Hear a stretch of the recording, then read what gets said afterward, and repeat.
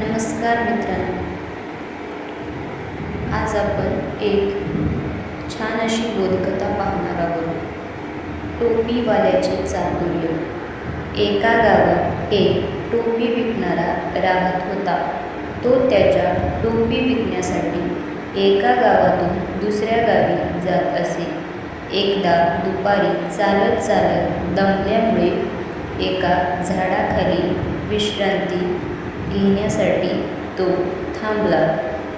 त्याने त्या झाडाखाली जेवण केले व तो त्या झाडाखाली झोपला.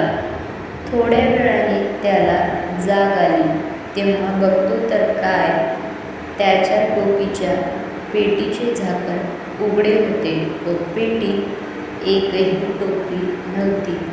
इकडे तिकडे वर खाली पाहिले तेव्हा झाडावरील माकडांनी स्वतःच्या डोक्यांवर त्या टोप्या घातल्या आहेत हे त्याला दिसले. टोप्या मिळवण्यासाठी टोपीवाल्याने खूप प्रयत्न केले, पण त्याला यश मिळाले नाही.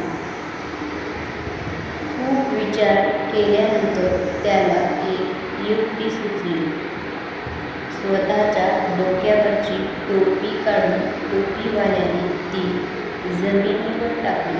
हे पाहताच माकडांनीही त्यांच्या डोक्यावरील टोप्या काढून जमिनीवर फेकून दिल्या.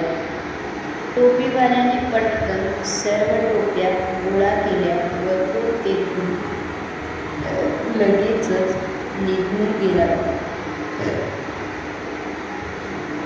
तात्पर्य: हुशारीने सर्व अडचणींवर मात करता येते. धन्यवाद.